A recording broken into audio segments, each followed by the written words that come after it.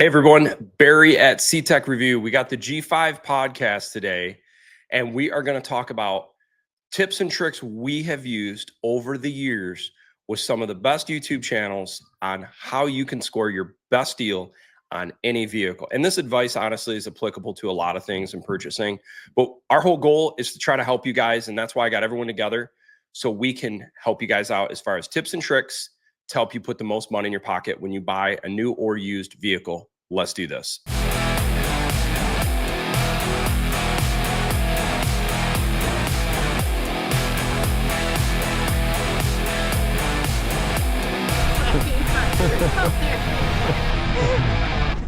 We've got our first time with 5 of us on the podcast. We've got Mr. JB Reviews, Jason Samko, Mr. Rocky Road, and the Car Guy Online. I first wanted to start, and obviously got myself, I first wanted to start with at the very beginning. This is open format. Anyone's got any questions in the comments, leave your comments. You know, we want anybody to feel comfortable to jump in. This whole point of today is more of open format, and we just want to help you guys because it's kind of a crazy world we live in right now, pricing, everything. And the whole point today is we want to share tips and tricks we've used to help us get the best deal for us and our families. So I feel like we should start with Mr. Rocky because he's got a monster truck in the background, and that's like the coolest thing ever. Yeah. So, today, guys, I think same what he's saying is we just want to kind of cover how we walk into that dealership, and we do get a little preferential treatment because we're YouTubers. But I will say this, I've said it in previous lives. If y'all don't want the sales guys to bother you when you go to a dealership, get a GoPro camera on a stick and walk on the lot. This is the first thing I'll tell you because those salesmen look at you like you're an alien. They do not want anything to do with you when you're walking through the lot with a camera in your hand. So, if you want to go and not be bothered, you just tell them, oh, I'm just here to shoot video. They know they're not going to sell anything to you and they'll leave you alone. That's true. What's your trick, Jason? It's funny because I just used an article for a video, and they had a sales guy in there, and the sales guy was giving you tactics and things like that. And he said the best way to get a sales guy to avoid you is when he comes over, and this was in an article, I think a Motor Trend or something like that. But this guy says, when they come over and they're like, hey, how you doing? And say, good, life's going pretty good. Going through a divorce, just lost my job, and I'm 60 grand in a hole, but I'm going to see what I can find on a lot. He said they'll turn around and walk away immediately. Oh, they don't even know what they handle. It's just awkward. That's like, great. Goodbye. Oh, that's awesome. Yeah. But yeah, like I said, I mean, this is what we do. I mean, like you, Barry, for example, I've known you for 20 years. I think in that 20 years, I've probably watched you buy, God, it's got to be pushing 600-700 trucks in that kind of time frame. I mean, it's, like I said, it's, we can help anybody that's coming on here. I'm starting to see comments, but like I said, man, this is our world. Don't hesitate to ask. We can sort it out, give you some pointers, some tips, and save you the hassle. Because the biggest problem today is everybody assumes that the dealership holds the cards and that it's their deal because they own the truck. That's irrelevant. There's 1,000 dealerships out there that have the same exact truck. It's your money. You control the deal. We'll show you how. Exactly. 100%. How about you, JB? What's that? What would you say? What do you think the art of the deal is? Man, that's a tough question. Why'd you put me on the spot like that, dude? Like, I just talk about payload. I don't talk about buying. I'm like the worst person. Yeah, dude, I know you're a master class smooth talker. You know how to make it happen. Yeah. Well, I think in automotive, I'm probably going to be alone here personally. Most of us should not be buying cars, right? When you think about the terms that we're purchasing these cars at, it's outrageous. Like I just saw 96 months for financing for an automobile. Imagine someone getting a brand new Range Rover or anything in that realm of car and financing it for 96 months. Whew. So the art of the deal is coming to the table with cash, but you can still finance if you want, but you should be able to come there and say, you know what? I don't want to finance this. That is truly the way to do it, is to come there ready to go. And that way you hold the cards, right? I agree. I want to come back to that actually, because I think you opened up what is awesome, but I want to give Jeremy the opportunity, because this was what's fun about this group we've got here today. Everybody's got a different perspective. We're covering a lot of the country, number one, geographically right now. But we all come from different perspectives as like brands and use cases. You know, Jason's taking trucks in the swamps every day. Jeremy's got Toyotas that he put 300,000 miles on it. Rocky and I have owned 300,000 cars. Everyone's got this little unique nuance. I'd love to hear your thoughts, Jeremy. Man, do you want to know? I could talk for an hour. I don't want to suck up a bunch of time, but I would agree with JB on buying a car you can afford is the first thing. And most people, honestly, in today's market, shouldn't be affording things by way of just having the bank own it for you while you temporarily own it, unless you're, a YouTuber like us or someone using it for business. I wouldn't be financing something or leasing something for long terms.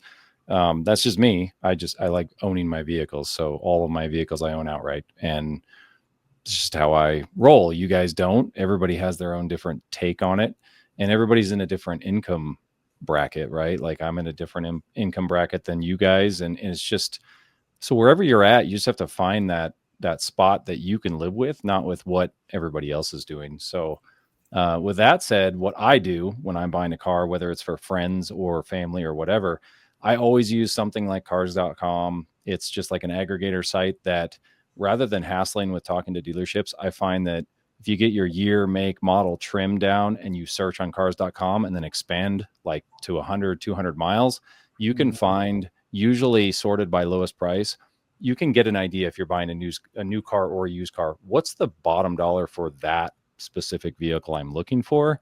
And then I usually shoot for like 10 to 15% below that when I'm at a dealership. And then I would say Jason didn't say it, but I'm going to say use the Samko method. You call 2 or 3 dealers, you pit them against each other, you tell them which one you're looking at, give them the stock number, say, call me back in 30 minutes or an hour with your best deal. I'm going to buy the one that's the cheapest one.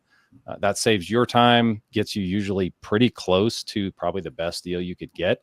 And then always remember to, separate your deal. Like if you're buying something, you're looking at the price of that vehicle separate from your trade, separate from everything else. If that's not a good deal, be willing to just sleep on it.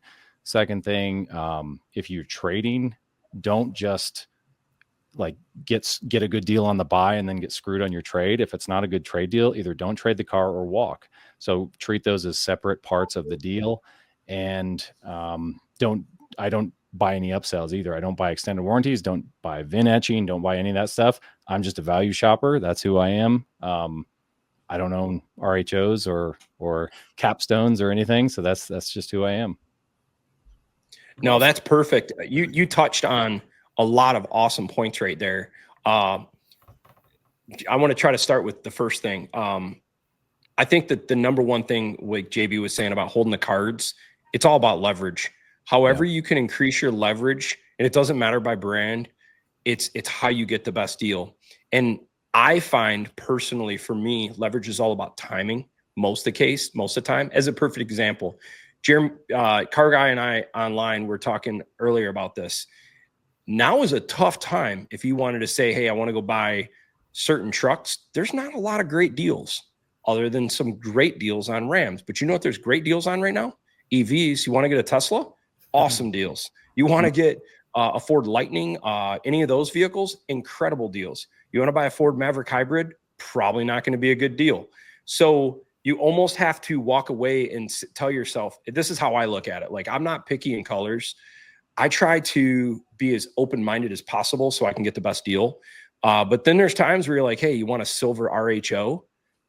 What leverage do you have? The only leverage you have at that point is find a great dealer to work with. And that's where I think dealers like Mark Dodge, you don't have that negotiation at that point. Dude, here you go. Rock bottom price. You don't have to bicker. You don't have to waste your energy on it. It's just like a great price. And I know there's other dealers like that. And I actually saw a comment in the comment section. What I like, I find dealerships like Mark Dodge does not matter what the distance. Yes, any dealerships like that for Ford. My experience, Varsity Ford Ann Arbor, Michigan is a monster Ford dealership. And I've seen what these guys have done with specifically around Raptor products. These guys don't typically mark up. And a lot of dealerships get greedy on this stuff and they'll charge 20, 30, 40, 50, 100 grand over. If they see you're a good customer, you're going to get an MSRP deal.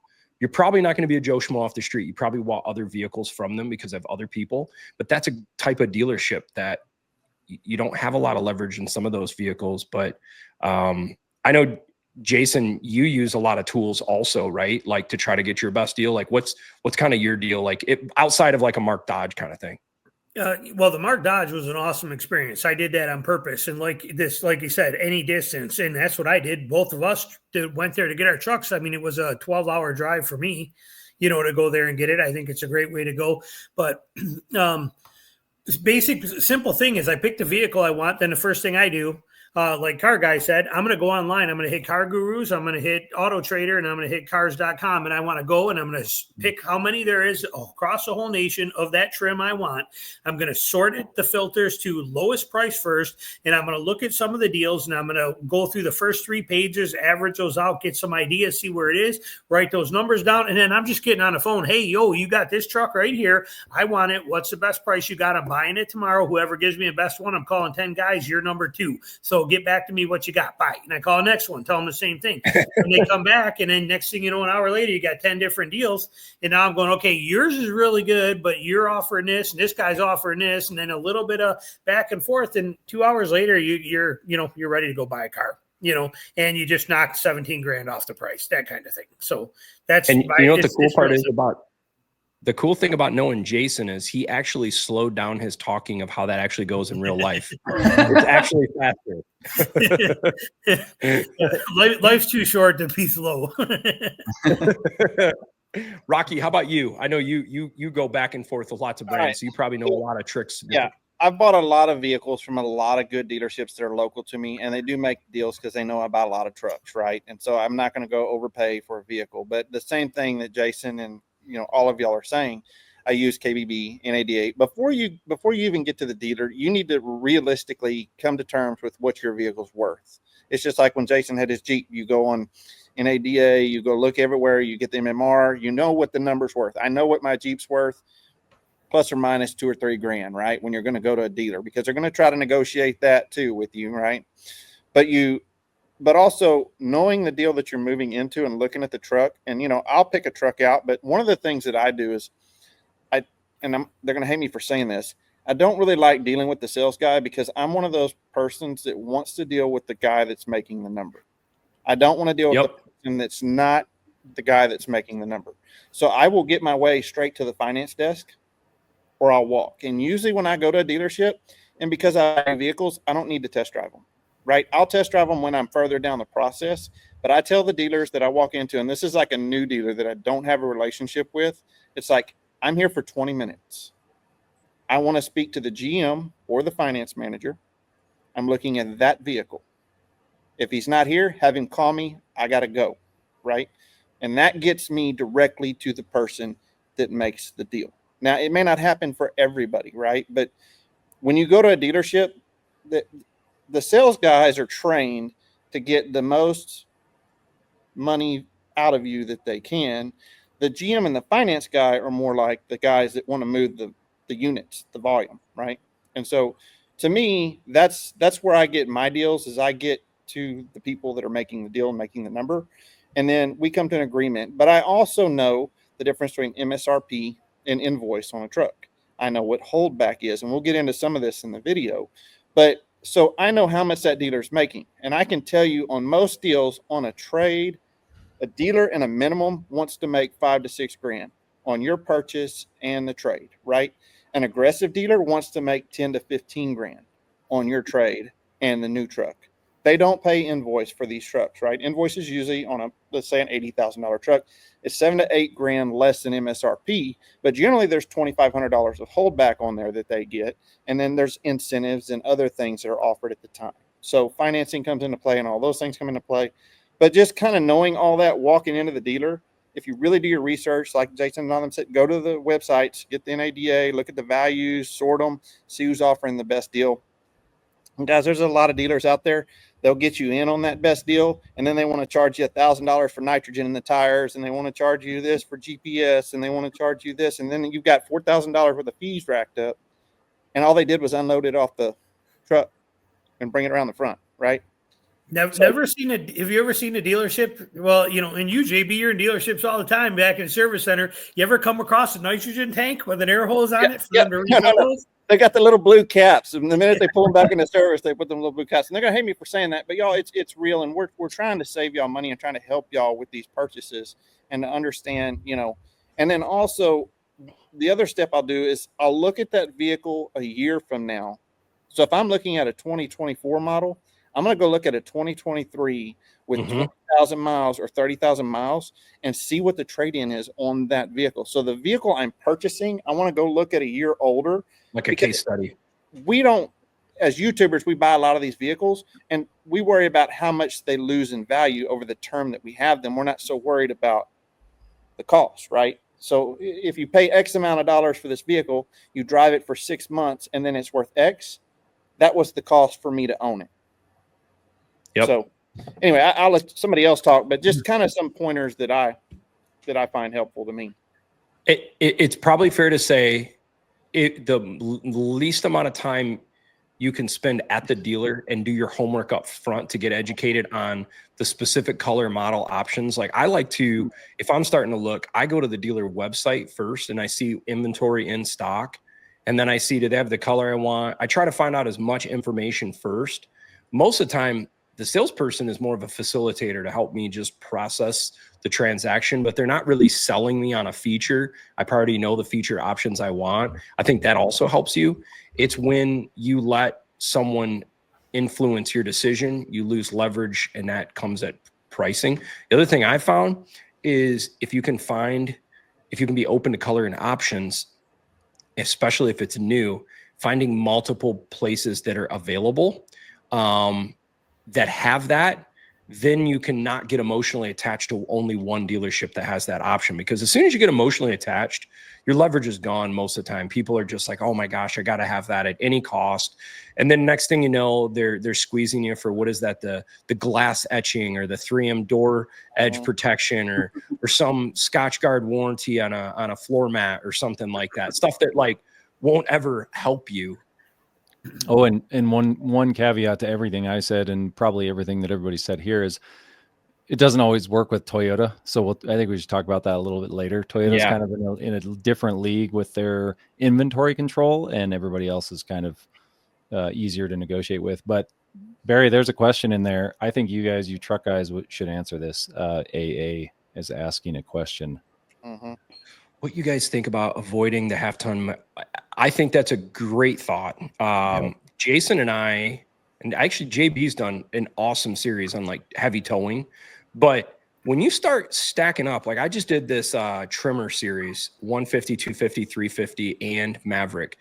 And when you start looking at some of these features and comparing apples to apples, like as an example, F-150 trimmer, I don't see the value there. I'm jumping to a 250 or 350 because I think you're a better resale, more capability, and it's just going to be a better resale down the road. Like Rocky was saying, it's not about the cost of the vehicle to buy, it's the cost of the ownership. So if you can drive a vehicle for free or not cost you a whole lot for a year, that's a better deal than buying a vehicle for 20 grand less, but it costs you 10 grand for depreciation. So half-ton trucks, the reason I like right now the half-ton is the RHO, in full fairness.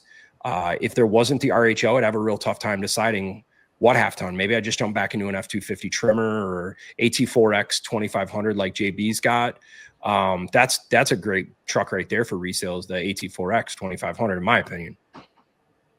What's your guys' thoughts on this question? Just don't get the AEV edition package. Oh, yeah, that's big money, dude. 10 grand, isn't it? I know, and you get none of that money back based off what I see on trade-in value. Yeah, for sure. Yeah.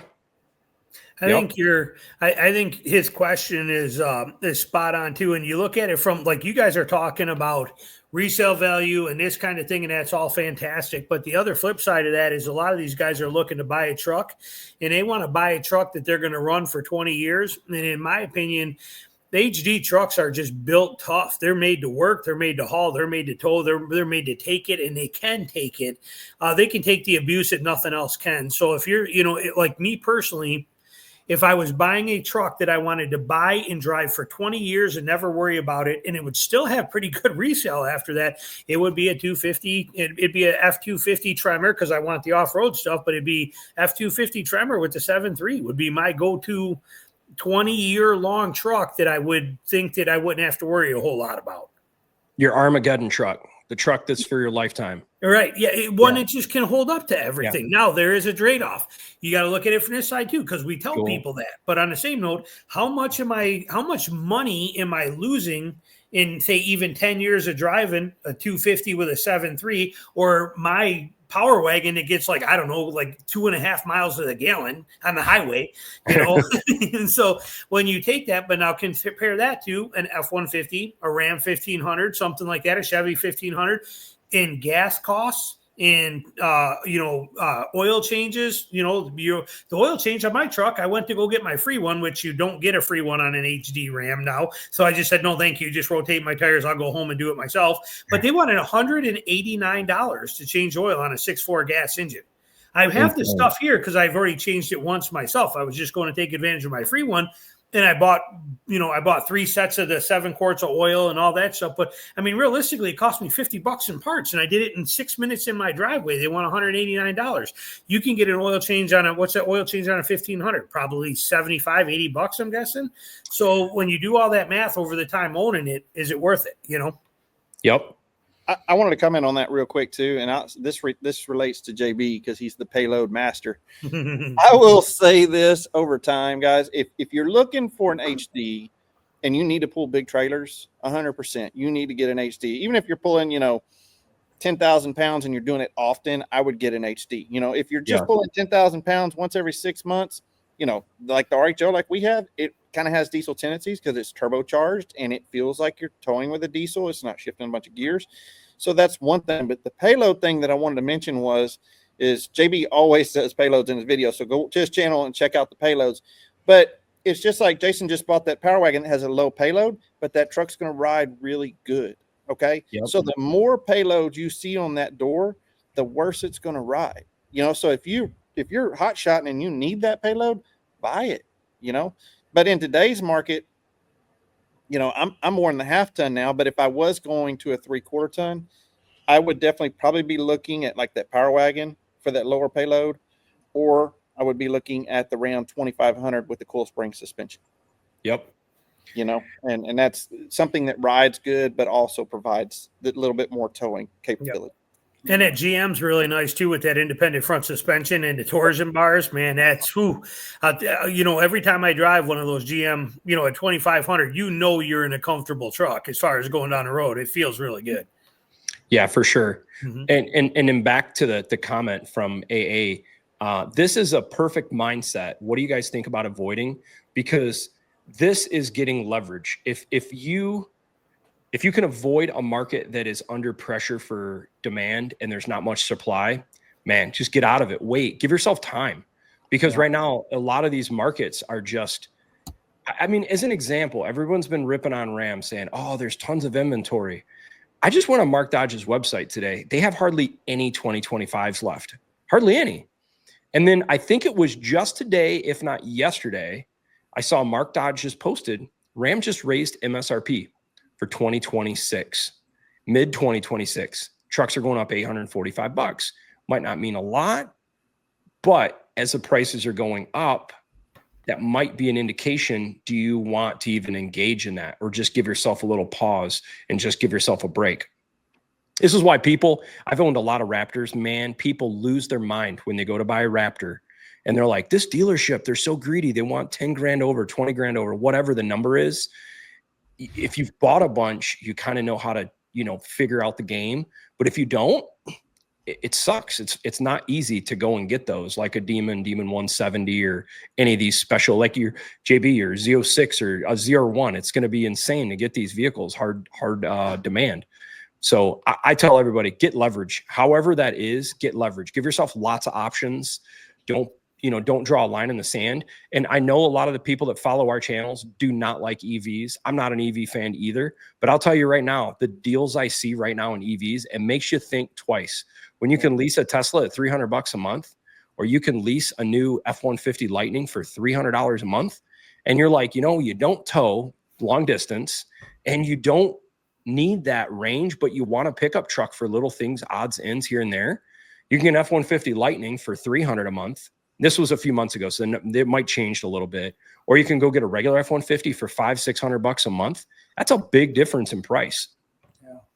Well, one thing that you have to remind yourself of is, when in history have we ever been able to buy a truck, keep it for 6 months, sell it for what we paid for it? Don't worry, I'll wait. It's the timing of your question is so funny because Car Guy and I just talked about this earlier today. People live in this fantasy land of the last 4 or 5 years.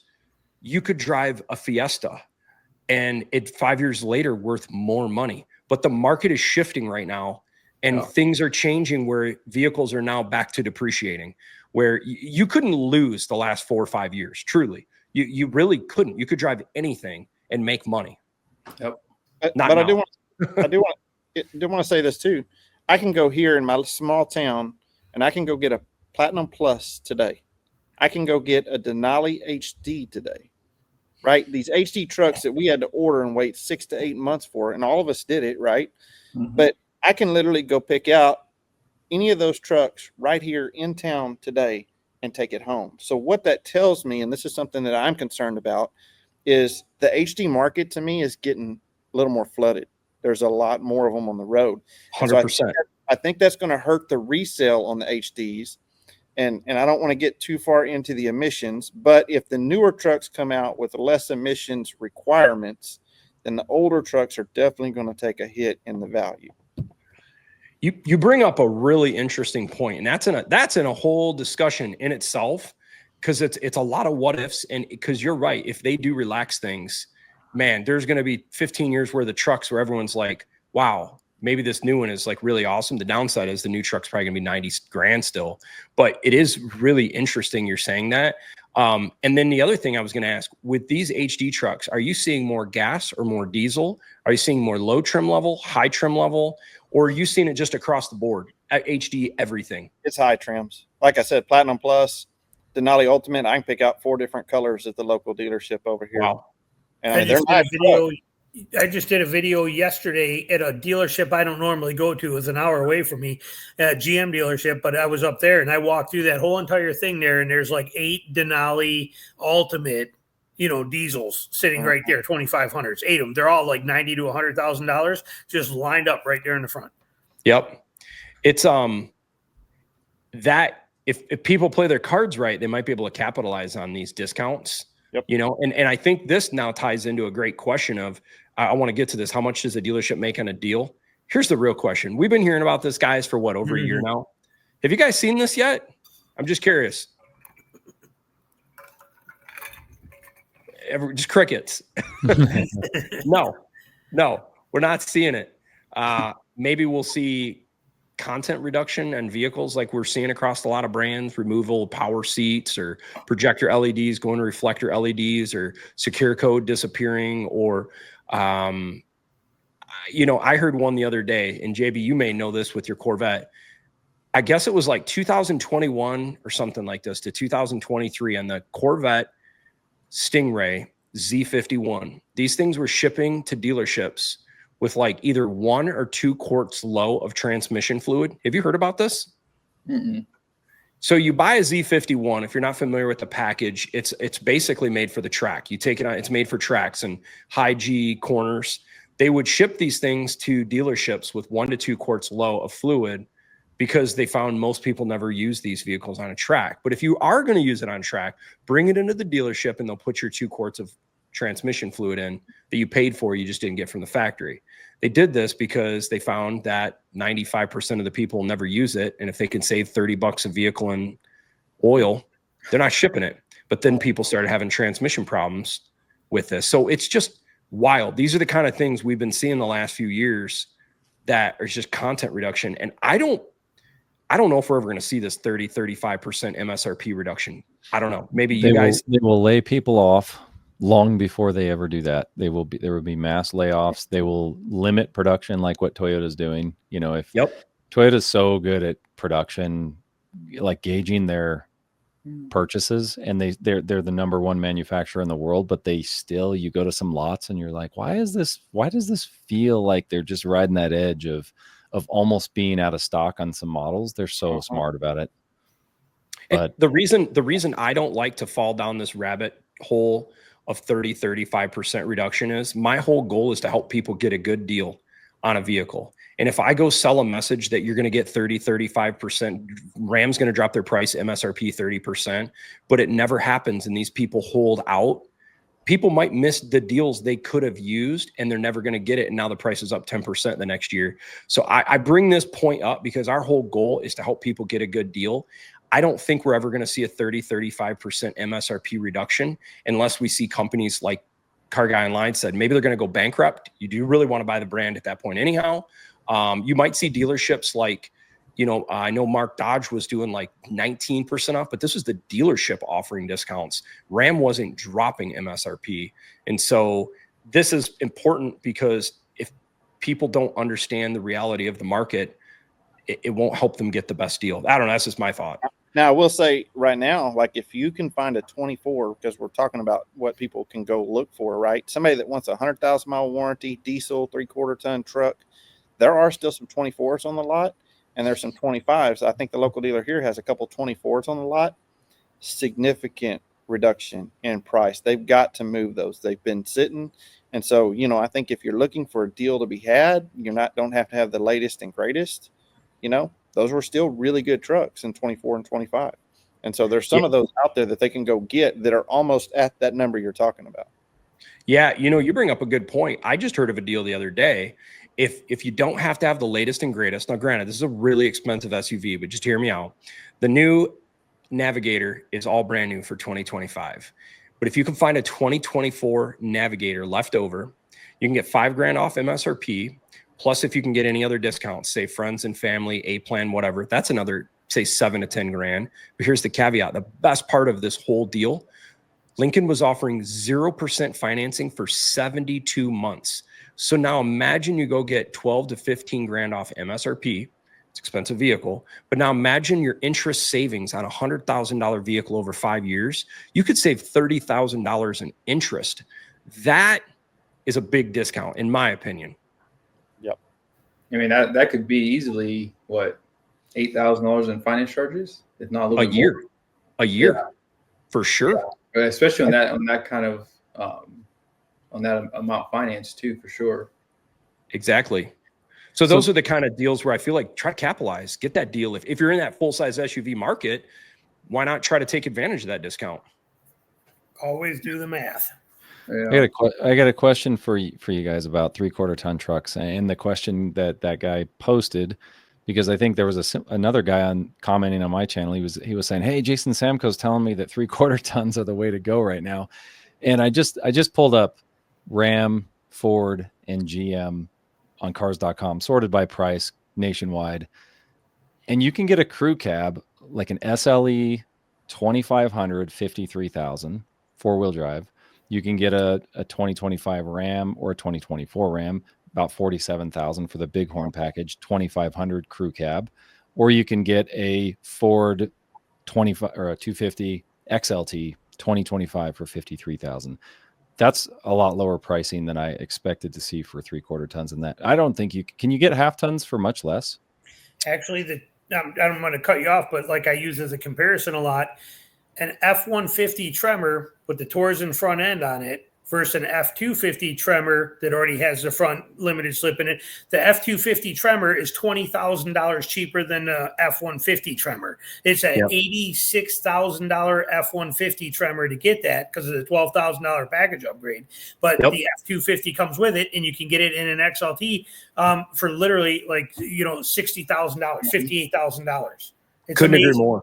It's so funny. A lot of people don't understand this Ford F-Series Tremor overlap. And I just did literally just did a video on this, and you see F-250s cheaper than F-150 trimmer. And you got a truck with twice the payload, twice the towing capacity. Yeah, you might lose 3 miles per gallon, but you also got a super simple gas engine, and the reliability is going to be there. That's that Armageddon truck, 200,000 miles or more. You should be more than 200,000 miles. We got car guy here. He's like 200K. That's cute. My Toyota's got 400. Broken in, buddy. Start scoping the cylinders and showing what they look like. What is the Sequoia at right now officially? Is it 300 yet? No, it's like 236. Okay. We didn't even take it on our last trip. I felt bad. I felt like I was cheating on it. We took my wife's new car. That's awesome. Yeah. I look at these 3/4 ton prices and I think I can't imagine them being worth less than a half ton in 3 to 5 years. 100% agree. At the same mileage. So yeah, if they're within, let's say they're within $3,000 or $5,000 initial price or whatever you pay for. I mean, they're just, and then you have to ask the question. So everybody says that there's no money, there's no margins in trucks, right? Like, oh, they're not making any money off these half tons that they're selling. Well, if they can sell 3/4 tons for almost what they're selling half tons for, it has to cost them quite a bit more to build a 3/4 ton, right? I would think so. It's an Axles, weight, frame, motor. Yeah. So maybe there is more margin in these half tons than they're leading on. Another interesting thing you got to remember, though, just for people that are on this half ton or going to go, I'm going to run out and get a half ton, or a 3/4 ton. Keep in mind, there is the factor that many people don't realize till they get home, and that is garageability. If you like to put it in your garage, it may not fit height-wise. So that's something you got to consider. The other one is when you test drive one, take it to Walmart. Park it a couple of times, run it over to Texas Roadhouse and see how it is in there. See what it's like to drive with this. You learn really quickly why you see all HD trucks backed into every parking spot, because you can't pull in with it. You got to back in. So understand that what you're getting into and what the differences are. And like Rocky said, some of them you get you get a 3,500 or you get a 2,500, you're going to get some chatter. It's going to be hard to talk on the phone sometimes on some bad roads, blah, blah, blah, blah, blah, as you're going through there. So a little stuff to, realize they're not quite the same as that plush luxury half ton is, but there's no denying the value there. And there's no denying that the prices are good. And there's no denying the durability. I live in a town where we have medians on every intersect, on every road basically. And I can tell you the RHO, even compared to the HD Denali, the Ford Limited, I've had all of them, right? I can make U-turns in this thing. And it's so nice to be able to make a U-turn without having to back up, just literally, I'm like, it's just crazy. So there are some benefits to the half ton and there are some to the 3/4 ton. But I think, we talk about, if the guy's asking, would you purchase a half ton or would you purchase a 3/4 ton? And you see a lot of people moving to the sport trucks or the limited edition, or they're going to like the new Ram Tungsten. When you buy a vehicle like that, yes, they're more expensive, but they're going to hold their value because there's not as many of them in the market. That's right. Like an F-250 Lariat right now. I mean, those things are great trucks, but they're dime a dozen. I mean, an MMR, you can tell they're dime a dozen. The Denali Ultimates, the same thing, right? I mean, there's just a ton of them out there.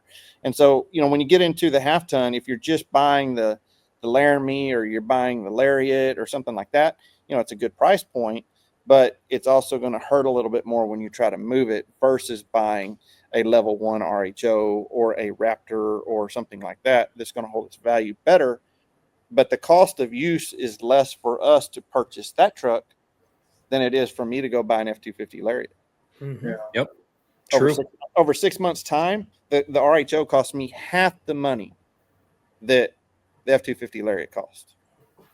Yep. I could see that. Yeah, I think one thing that we have to be reminded of is the past. I always try to go back and look at pricing on trucks from like the 90s, 80s, whatever, just to see what they're going for today. But something that I've noticed too is we buy our trucks, automobiles like our iPhones. Every year or so, the iPhone is updated, it's getting a new whatever enhancement. And I think that people have kind of adopted that to automotive, where they want to buy a car every 2-3 years. So same thing goes for the half tons. Yeah. Half tons are going to depreciate a lot quicker because there's so much inventory out there, and they do build a lot more of those trucks compared to HTs. But the reality is, if you're looking to buy a car for value, then you're buying the wrong thing. Like, you're not buying. You need to go buy you some land. Like, and I think that's kind of where we went off on the rails these last few years. We got so accustomed to buying cars and keeping them for 6 months to a year, and then trading them in and basically getting what we paid for it, and then going out and buying another one. Now we are all at sticker shock where we're like, my goodness, like, these cars are so expensive. Well, they're expensive because of us. You know, we were buying and selling, and now we're upset about the price of the truck, and now we're even more upset about the value we get for our trade-in, right? So we have to kind of remember, cars have always been depreciating assets. So when we go to buy a car, it should never be about value, because value is not there. I didn't buy my Z06 because I was going to go back and sell it for more than what I paid for. I got a really good deal on it, but I bought it because I wanted something that I could have fun with. That was the main goal for that car, was to have something to have fun with. The reason why you buy your truck, maybe you're buying a truck to tow your camper. So it's not about value all the time. I mean, of course, we want to get the best deal we can. But again, cars are back to where they were in the first place, depreciating assets. And we have to be reminded, hey, if I'm buying this and I'm only going to keep it for 3 years, you're going to lose money. You're going to lose a lot of money. So it might be better to think about your purchase as a long-term, goal. Is, hey, do I want to buy a half ton because it's more comfortable, or do I want to buy an HD truck because it's more capable? And I want to say this to back JB up too. So, like, y'all know we have a Hummer EV, right? We leased it. I am really, really glad that I leased that vehicle. Now, if you take what it's worth today, I'm glad I get to hand the keys back, and it's just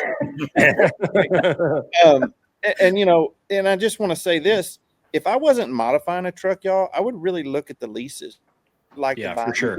because.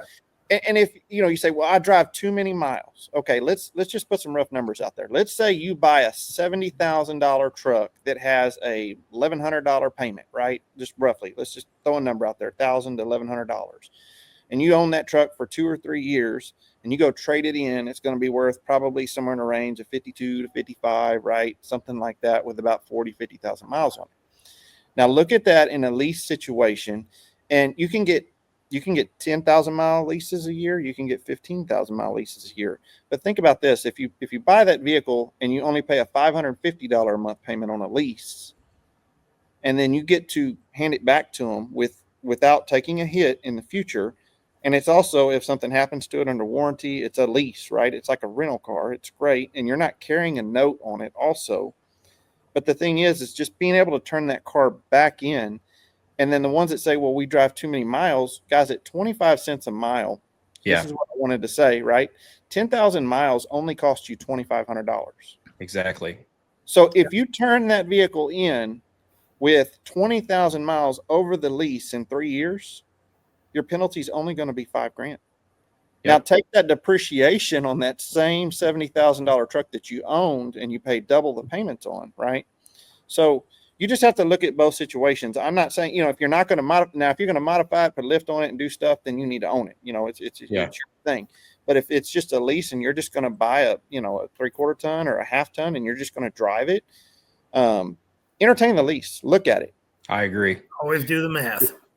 Always do the math, and every situation is specific, and that's what people will find. Like, how much do dealerships make on a specific deal? It depends on the vehicle and the trim level. What a dealership would make on a Raptor R will be completely different than what a dealership would make at an F-150 XLT. And another thought for people to think about with leasing, that a lot of people don't put this calculus into their ownership. God forbid you're ever in an accident or your vehicle is stolen and you have a lease.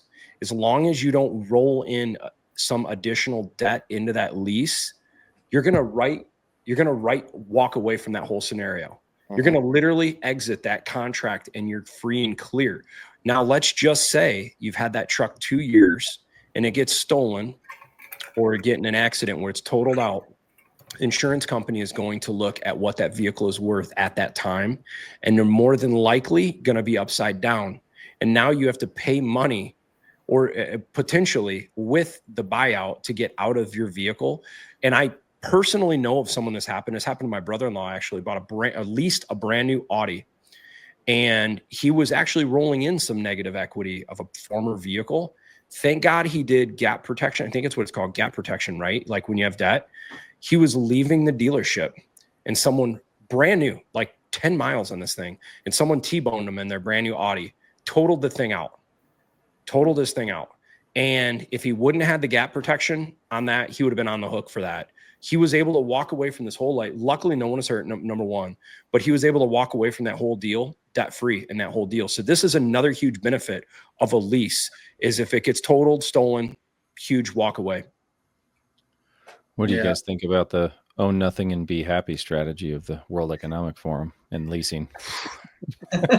That's right there with it. Yep. But on the same note too, you know, as you're talking about that with the leasing and stuff like that, the other thing too is if you got a lemon. Okay, if you got, you know, I mean, and we see that more and more today. But if you got a, you know, say it was a GM62 or it was a Toyota, any of these ones that are, you know, had these issues with the motors, if it's a lease truck, you're really not going to care about it because you're like, just fix it, give it back to me. I'm going to give it back to you when it's done. But it's not you, even though it's yours, you're not that emotionally attached to it. When you buy it and you had the anticipation of running it and it being your truck for all this time and you own it, that hurts a lot more. Completely agree. Well, go ahead. No, go ahead, JB. No, last thing I was going to say was, remember what happened back in 2008? Oh, cash for clunkers? Well, think about all the people who leased their truck back in 2005. What happened when they turned it in on 2008? Right? They like you said, Rocky, they gave them the keys and ran away, you know? Yeah, you're right.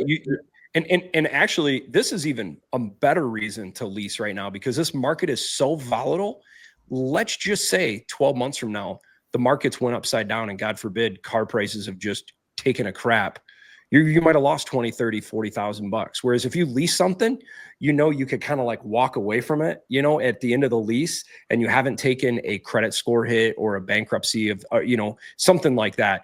There's a lot of rationale at that point in time. And then you could say, here's another advantage to leasing. We saw a lot of this during COVID. Let's say you lease this and the market goes up. Things are worth more money. People were getting in the last 3 months of their lease and they had 15 grand worth of equity. And now you got this big chunk that you can put towards the next vehicle to buy or lease. So it's a great point.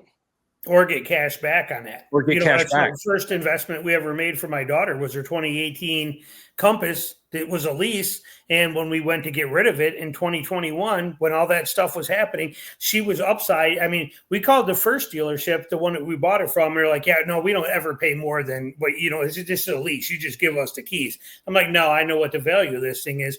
But 6 dealerships later, and they cut me a check. They took the Compass and they gave me a check for $4,500. We took that check for my daughter. She just turned 18 and we had put it into a investment for her, still running today, but they paid that. As soon as that happened, my mom also had a Compass that only had like 5,000 miles on it. It was a lease. And we told her, and she did the same thing, and she got $8,000 back. They paid $8,000 over because of the way that market fluctuation was. My dad's Grand Cherokee down in Florida, same thing, made $3,500 on his lease when he turned it in. So don't think you got to just drop the keys. If the market's high and you got money, you got equity in that vehicle, they'll buy it out. Your dealership may not, but again, always get more than one opinion. You know, like I said, first dealership told me, we don't ever do that. That's the dumbest thing I ever heard. So lease, you just hand me the keys. No. So. And if the market value is not in your favor on it, hand them the keys. Drive it to the end of that lease and you just put the keys on the table. Yep. You know, that's another point. I don't want to belabor the point of leasing, but a lot of people, and JB, I know you're probably really familiar at this because I know you know like the background of how this stuff works more than me, but a lot of people don't understand, like, say you've got 3-4 months left on your lease and you hear about lease pull ahead and some of this. Not all the time, but most of the time when you hear about lease pull ahead, they just roll those last 3-4 months left over right into the future. So you're not actually getting out of the payment. You're actually paying for something you're never going to use. So, I mean, if you thought about that, imagine you're like, hey, you know what? You're going to go pay electricity in your house for 4 months and you're never going to use it. So from my experience, the lease pull ahead things are kind of a scam. That's what I've seen. I don't know your guys' thoughts on this. It's all quiet. Same thing on this end. We've never leased a lot of vehicles, but when we were leasing the Ford Explorers, back in the day, we'd lease a new one every 2 years, but it was the same kind of thing. They'd be calling us, hey, we can pull it ahead for you. Well, what does that mean? That means they take the last 5 months or 6 months of payments and they're going to spread it into my next ones. And, they thin it out through there. So it only feels like it's only like 25 or $30 more a month, but you're actually paying it again. It's exactly. not gone. Yep. Paying for something you're never going to use. It's crazy. And it's like when you brought up the Tesla in the beginning. I mean, right now you're looking at a $300 car, $300 a month to drive a new car that's in warranty. And under that lease, if something happens to it, you go pick up another one. It's a third of that too. If you look at other brands. Yeah. I mean, you can look at like EVs that are from Volkswagen that are the ID4 is basically a Model Y and it's like $100 a month or something. Are you kidding me? Dude, that's insane. I had no idea that was that good of deals.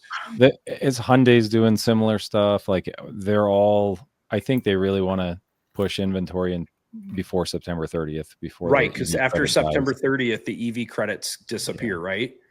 Yeah. Wow. So imagine what's left over with this inventory after September 30th. This is going to be wild. Are dealers going to be sitting on these things for years, or are they just going to have to give them away and lose money? Yeah, I mean, everybody acts like $7,500 isn't that much money. I'm like, that's a lot of. They were using that to. We'll see how much they were using it to mark the cars up. I think that'll be the truth, right? Like, were you marking them up $7,500 because of the tax credit? And you'll see the truth come out with the pricing.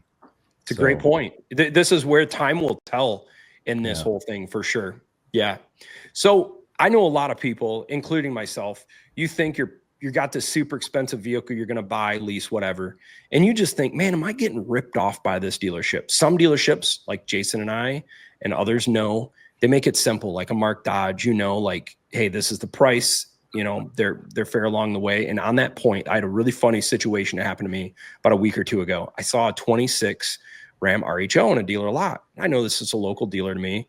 And I'm like, I want to check this out. I want to see something specific. And it wasn't, by the way, it wasn't the one that I did the review on. It was a different dealership. And I was like, hey, I'm just picking their brain. I was like, hey, what kind of deal can you do if I order an RHO under MSRP? This guy looks at me like cross-eyed, like, if you lost your mind, we don't go under MSRP. And it was just kind of fun, like going through this process. And I'm like, dude, how many people just get boned by these guys? And then they come up with every excuse under the sun of why they can't do it. But yet you can go to another dealership and save $10,000, $15,000. Well, how do they do it then? If I mean, that's, and this comes to this question of how much does a dealership make on a deal? I'm just curious, take outside of a trade deal, put that all outside of it. What do you think on a standard truck deal? What do you think? I think with the trade and the new vehicle, at a minimum, they're going to make 5 to 7, and that's a good deal for us. They're real numbers, right? Yeah. On the trade and everything else. I think most people that come in the door, and I'm talking probably 70 to 90,000 price point vehicles. If they're under that, then the fraction is going to go down. But I think generally, on the trucks, like we look at these new Denali HD trucks or something, for example, I think the dealer is going to try to make somewhere between 5 to 7 on a just to get it moved, and then they're going to try to make 14 to 15 on an aggressive deal that they can probably get by with. Yeah. Well, it depends on the MSRP. Just like you said earlier, it's all dependent on trim level, number one. But number two, I believe that the holdback is, and I could be wrong, I think it's like 1% of the invoice price, I believe. And I mean, every manufacturer a little different, but I believe when I did the math one time, I think it was like 1% of the invoice price, which is the holdback. So when I used to sell Toyota I used to sell Toyotas back in the day, and the Land Cruiser, oh my gosh, talk about markup. Land Cruisers could have anywhere between $8,000 to $10,000 of markup in them. And back then, no one wanted a Land Cruiser back in, when I was selling them back in 2008, 2009. So we had like $4,000 in dealer cash, not including holdback. So someone could get almost 20 grand off on the Land Cruiser. Absolutely insane. And I've never. Opportunity. Yeah. I mean, Lexus is probably the same. I think Lexus has about similar markups before holdback, probably like 8 grand before holdback. But if you look at a Hummer EV, I want to say when they first came out with those, I don't think they had much more than $1,000 of markup in them. Yeah. They had no markup in them. which is kind of like a slap in the face to the dealers. But Yep. it's dependent on the manufacturer, and it depends on how they pay out on the car. Sometimes they do put extra cash on the car for the manufacturer, for the dealer, excuse me, but it's very dependent. I think on HD trucks, the most I've seen is like $7-8 grand before holdback. So you can probably get 10 grand off on a limited RAM in that ballpark. Of course, once you add the incentives, I mean, you're getting $15,000 off on that truck. So it just looks better in terms of the spread. Another dealer I'd probably compare to the Toyota, like you talked about earlier, is probably Cadillac. Yeah. Cadillac pretty much does the same thing Toyota does. It seems like they kind of, production is they're not just a ton of Escalades sitting on the lot. They make sure, and then there's really not a lot of negotiation on Cadillacs. And I've never found, we bought Escalades for a few years, and you get a couple grand off, but it was never anything significant. So they're kind of like the Toyotas. They kind of hold their price and limit their production, I feel like. Yeah. Speaking of great deals, do you know how much a lease payment is on a new Escalade? Dude, you're like $1,500 to $2,000 a month. It's a monster. Could you imagine that? It's just amazing. What do you think it is on the IQ and IQL? Well, I don't even know what the IQL. I'm not even in that tax bracket to even understand what that vehicle is. It's an Escalade with an Escalade EV. Oh yeah, I can't imagine. That thing looks sweet, by the way. I think that's it's really double cool vehicle. Yeah, and actually, I think the new Cadillac, what is it called? The Solis, the new big sedan. Oh my gosh, so gangster. I think it's like $350,000 or $400,000 though. Isn't that insane? I was going to say, because you guys have been talking about this for quite a bit. For those that don't know, tell them what holdback is so they understand how the dealer makes this and how it affects the MSRP. But we've been talking a lot about holdback, and I'm not sure everybody's going to understand that one because it's not like buy rate, sell rate. It's not like the front end, and then it's not like the back end incentives. There's that little window there for that holdback. But I got a blind, deaf dog that's got to go outside, so I'll be right back. But I'm sure people don't know what that holdback is. We're talking about it, and they may not know what it is. So I'll be right back. So I think JB, he would be the guy to answer this. But it looks like we might lost him. He might have froze up. But my understanding is holdback is that's like a rebate at the end of the year based on volume of what the dealers do with the manufacturer. Is that right? Is that how you guys understand holdback? Yeah, like cash that they have in the deal. That depends. And I think it's how many vehicles they ship, how much volume they do. I think all that is. I think that's what builds that holdback number. You know what I'm saying? Okay. Like if they ordered 20 trucks, the amount of holdback on that group of trucks. The way I understand it. I mean, I could be wrong, but I just know that number is always there. It's, Yeah. And it's probably going to vary drastically between manufacturers and models and everything. Like you guys were saying, you see such a discrepancy between the higher trims in trucks versus the middle or lower trims, and yes. You got the same power train in a Toyota Tundra that costs $47 and then one cost $83,000. And it's like, wait, it's the same engine, same transmission. All the expensive things are the same. Yeah. So you're telling me the seats and the fancy trim cost me 40 grand. Okay. Or 30 grand, Well, I think it's going to be fun seeing what Ram does with this new TRX. I mean, the transparency on pricing of where they see their value in the market is going to be wild because it's going to have all the exact same electronics, RHO to TRX. They're going to have all the same suspension. It's going to have the same rear axles, transfer case, but it's going to have a different motor and transmission. And what does Ram Stellantis think that's worth?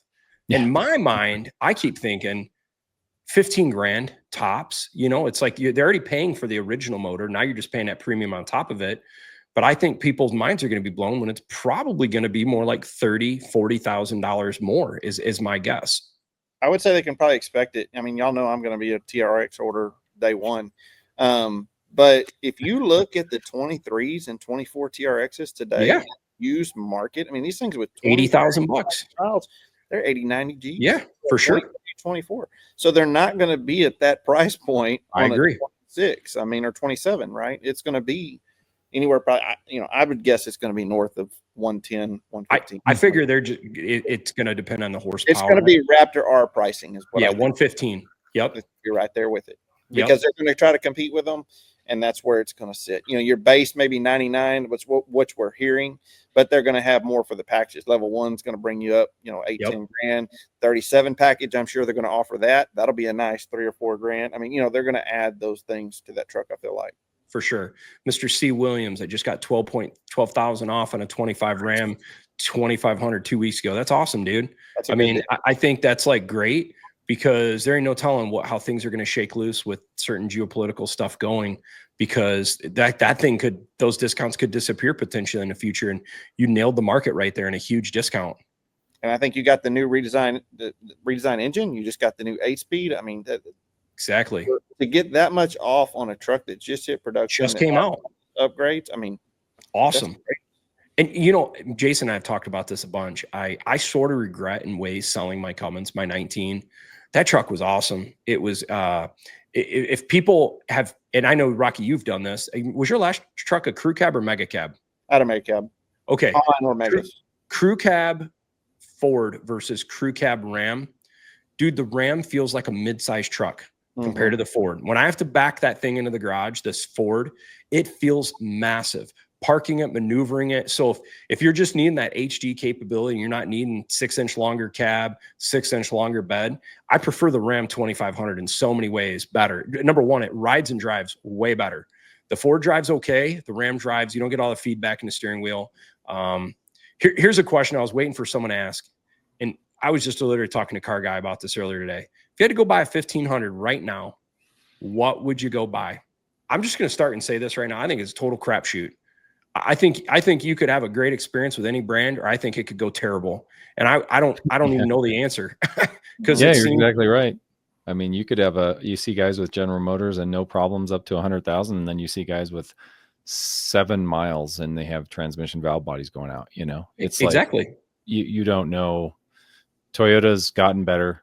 They're probably the 25s are probably okay, but the 26s would be a little safer on the engine side, but they've been a little less.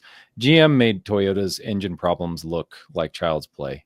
Like their 6.2 problems are so many more problems. I thought Toyota was bad. It was like, oh man, this is terrible. And then the 6.2 issues came along and it's like, no, this General Motors said, hold my beer. Yeah, Toyota is probably like, oh, thank you. And then Ford says, hey guys, we're going to beat you on recalls. Yeah. I think, and I'm going to answer this question too from Sam Storm. To me, today, if I'm buying a 1500 and I'm wanting, like me, I like the new kind of all the gadgets and all those things. It's going to be the Denali Ultimate 1500 with the Duramax. I'm going to avoid the 6.2, or it's going to be the RHO. Digital rearview mirror, massage seats, and hands-free driving in that truck. And that truck is going to be one of the most marketable trucks because it has those features where the others do not. Very solid. What you just brought up was a good point too. We should probably ask the Samstorm guy, like, what do you tow? Are you towing anything? Yes or no? Do you need payload? Do you have kids?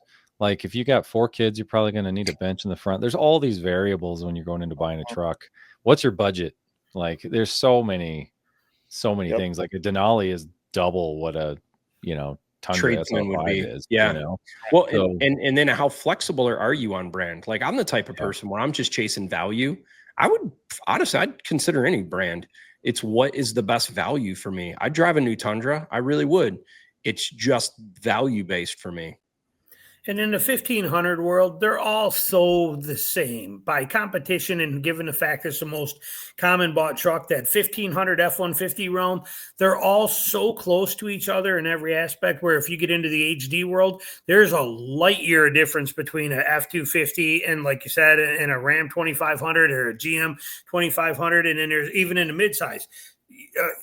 A Ridgeline, believe it or not, has way more interior room than every other midsize there is on the market, and so you got to weigh all these, if you're in the midsize world, drive every single one of them and see. If you're in the full or the HD world, definitely drive all 3 and see. In the full size world, like you said, chase the value, chase what you're at. They're all towing within the same couple specs of each other. They got the same features. They all got the same size cabs. They're all very similar somehow in there, in that one market. That goes back to what price point fits you. I mean, an SLE with the little Duramax in it is that truck's probably $25,000 cheaper than the Denali, Yep. they can be had for probably what 40s, mid 40s, I would say, somewhere in that area. Like a Turbo Max or something. Yeah, Yeah. Turbo Max. If you're not Yeah. towing, Yeah. 10,000 pounds regularly, I or know. like I You'd mean, love I'd that buy a motor. Turbo Max in a heartbeat. 100%. I truly think that's an awesome little engine. I see this comment. People My don't want husband the could, four-banger stigma. That's the problem with it. That's the thing. But you know what? It's easy for me to say that because I'm so used to boosted 6-cylinders for like 8-10 years now. I'm past that because it's like I like the performance of it. So do I want sound, or do I actually want movement and performance? I'll take the performance. But it also depends completely on what you're after. I see this. My husband. Go ahead, Only Rocky. me. Sorry, you see, only me just posted that. I just like a cheap pickup. Don't forget about tearing it up. There's a lot of guys, and it's like Jason. I mean, you're taking Yep. that. You've got your 2,500 out in the swamp. You're using it every day hard. You're not as worried about scratches. You're not as worried about keeping it looking nice. So it's a different, it's a different situation for everybody, whether they want that or they want something that they're going to keep pristine. It's going to be a highway truck. That's a great question for all you guys, because you guys all use your trucks for truck purposes. But what do you guys think? How many people actually need a truck that are buying trucks in today's world? Honestly, 20% of a half ton. Yeah. This is why if people are on a budget, think outside the box. If you're that person that really doesn't need a truck that you're towing 8,000-10,000 pounds all the time, do consider a Turbo Max. It's an awesome engine. I really do believe that. Or consider an EcoBoost, the small EcoBoost. I think that's the best one of the EcoBoost, my opinion. Or the standard output Hurricane. I think that if people open their mind to this, it might save them a little bit of money and better fuel economy. Because there's another downside to a good sounding engine. It sounds the best when you're driving it at wide open throttle, which means you're burning more fuel. So if the engine never sounds really great, you're kind of incentivized to not rev it up. I tell you, if you live at elevation too, man, get a boosted engine. I know 100%. Well, you can get rid of it before warranty's up if that makes you feel better. But exactly, we just went up to Grand Lake and like over 12,000 feet, and we had the little boosted 4-cylinder in my wife's Volkswagen Atlas, and that thing ran better than my Sequoia does up there. But you're at 10 or 12,000 feet driving, you're getting like 20-30% more power out of the engine. Yeah, JB, what's your elevation where you're at? I'm at 5,000 feet at my house, but so even all of JB's tests, that's something to consider. All of it, turbo versus naturally aspirated. He's at elevation. For sure.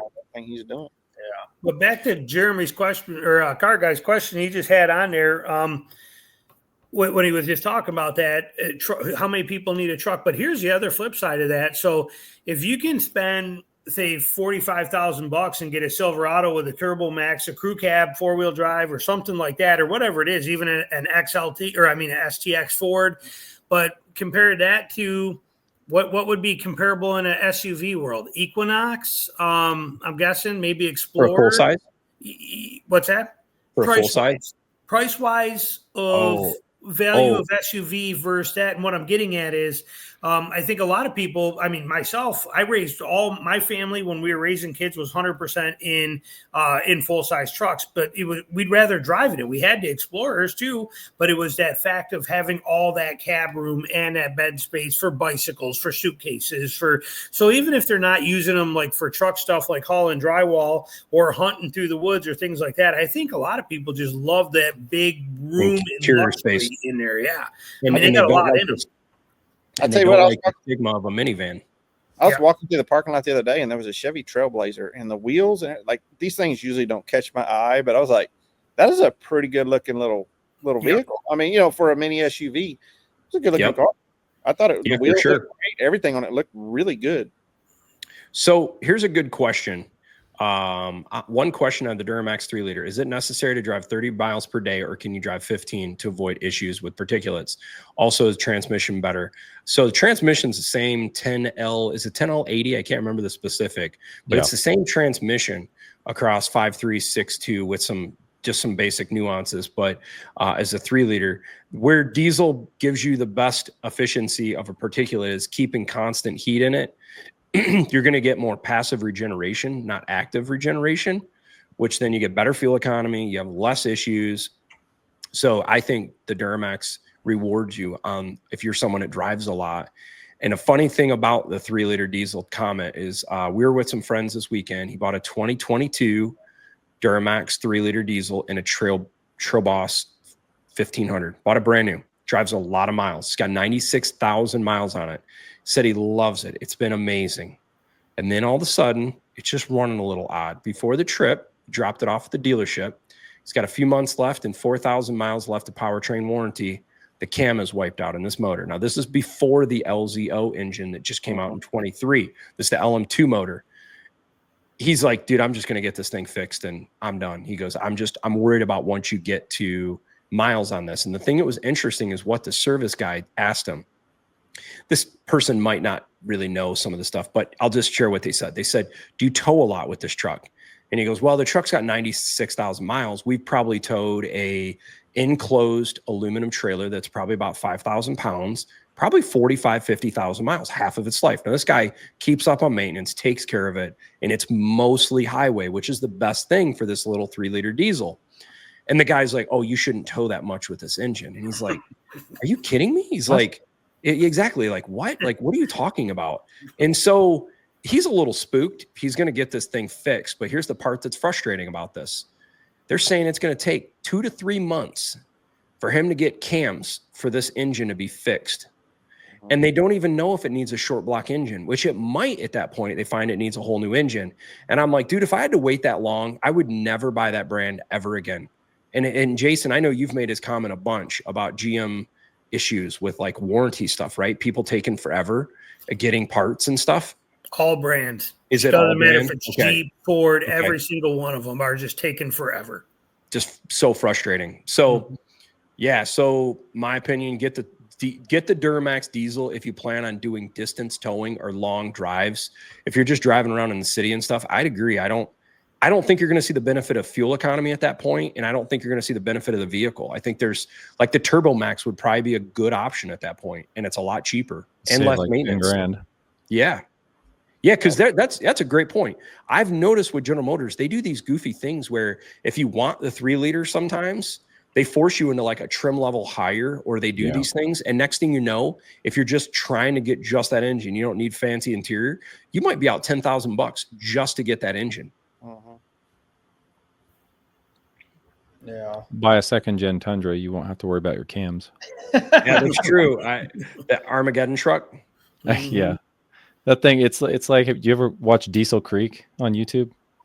No, He revives these old Caterpillar dozers, and they're like that's cool. 20 years old, and they haven't run, and they've got like elm trees growing up through their buckets, and he'll get the little pony motor started and then fire the diesel up with like 20-year-old diesel in it. And like, yeah, nothing's built like that anymore. No, it is crazy. You know what? I do think I've seen this now where there's like trees growing through the cab and stuff like that. And they're just, they're getting filters ready. And yeah, that's incredible. You're right. I can't imagine what people are trying to do with these things in the future. Could you, I mean, seriously, it's going to be old Toyotas and Ford Godzillas, people probably trying to get ready. Yeah. Yeah.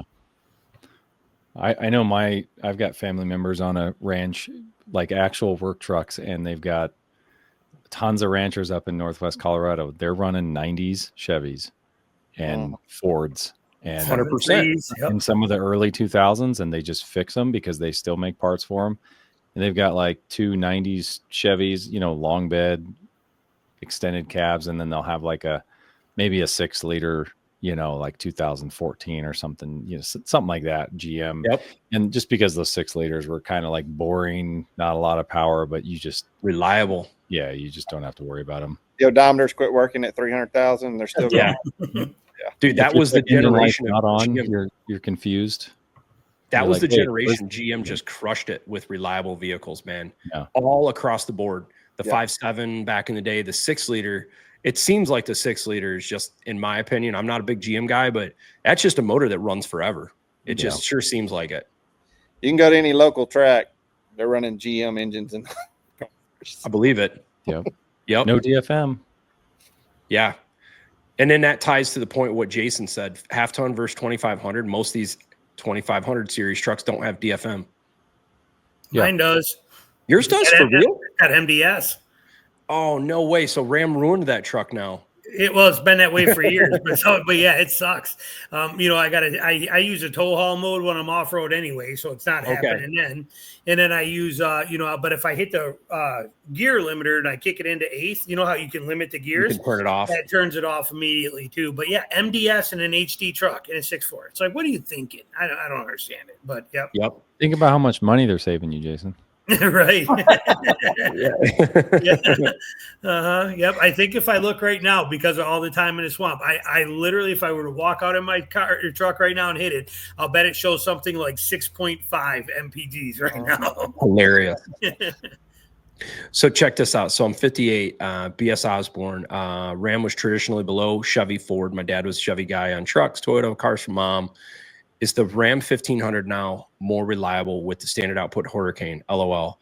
I'm a leather interior kind of guy. So my issue is actually not with the Hurricane engine. I think the motor's solid. The issue is everything.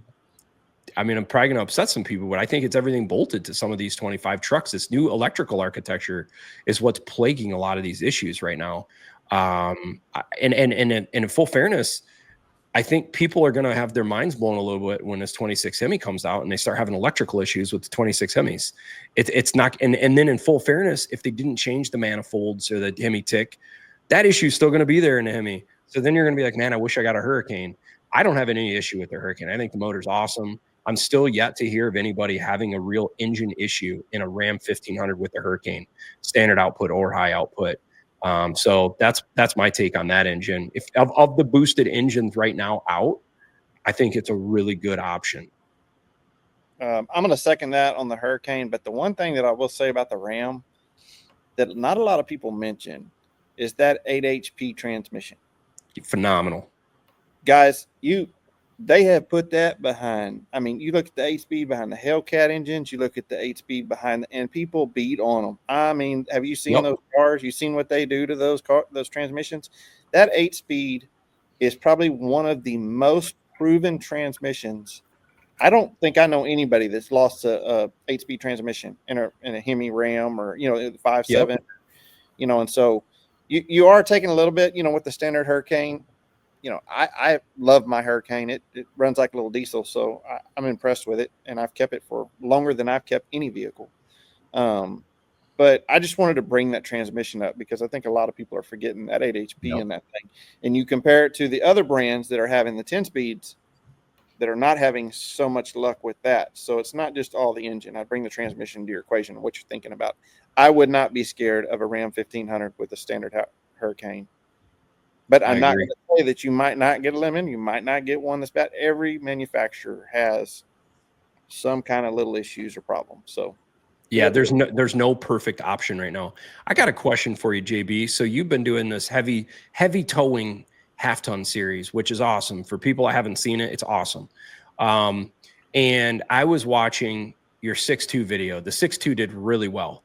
The gas 6.2. I was pretty impressed by that. It really, especially at elevation, I just did not expect those results. Do you recall how the 10 speed behind the GM versus the Ford 5.0 or the Hurricanes, temperatures, performance? Did you see any standouts in that, or something where you're like, oh man, this was a big yikes? Well, yeah. So the 6.2 did amazing. As far as the transmission temp goes, it was probably running around 180, 190, I believe. I did a 5-liter Coyote too, 2 weeks ago, I believe it was. Saw that. And that one did pretty good too, all things considered. Now I have 3 tests I have not posted yet. One was the Eco Diesel. Can't wait to post that video. I own one of those, so I'm laughing. Wait, you're talking the Eco Diesel? Huh? You froze up. You're saying one was the No, I didn't freeze up. I just paused a little bit. You paused. Yeah, I paused. I had to pause for a second because it's bad. Oh, this could be great. That's gonna be a good one. But I also, I'm giving too much here, but I did an Eco Boost, and I don't know what's different about this year, but I've been doing some research with density altitude, and it's been consistently 9,000 feet this year. And the Nissan Titan that I did, I wasn't looking down, but I almost overheated that truck too. And the Hemi and Hurricane were over like 240, 250. And someone even pointed out that the coolant was fluttering. Oh, geez. And then You're saying the coolant was 240? yes. Wow, that's hot. Yeah. Yeah. But Dang. even with the diesel engines, the cooling system on these trucks are good. They're even struggling. Like the fans kick on before I even start the 6% grade. So there's something different this year versus 24 and 23 when I did these tests, because everything is getting hot. Everything. I'm gonna back you up on that, because I just put an iDash, JB, in this high output Hurricane, right? And I'm monitoring my engine coolant temp, and it's interesting. It's it's not the thermostat holding it. It's the volume of water that's going through it, I believe, why they've got these heads cranked up so much. But I'm literally running 196 to 197, just idling, driving around town slow. But when you get in that thing, it'll peak up to 220, 225, and it does it really fast. Yeah. And so I fear if you were to stay on the floor doing an elevation test, pulling a trailer like that, I don't know how you're going to cool it. I don't know how you're going to keep it cool. Well, see, that's the thing. The trucks have all been cutting power. So I've noticed. So for the EcoBoost test, I'll probably post it in a couple of weeks, but I had to stop the test. That's how bad I don't know why. First time ever, and it wasn't like it was an old EcoBoost. It was I think it was a 21 or 22 Tremor, and I think it had less than 50,000 miles on it. So it's not like these trucks are old. They're fairly new trucks. And I did a Ford Lightning of all trucks, which overheated, and I could not complete the test. I had to slow down. Have you checked your tires, your brakes on your trailer? You've been running around full brake on? Maybe, I don't know, but what's interesting is how hot they're letting all of them are letting these new engines get. Back in the old days, 210, 215, now it's like they're okay operating around 210, 215, 220, which is interesting because, I was looking at that temp going, wow, that's surprising. So the transmissions I'm hearing and seeing the same thing. This comment makes me laugh. I'm sorry.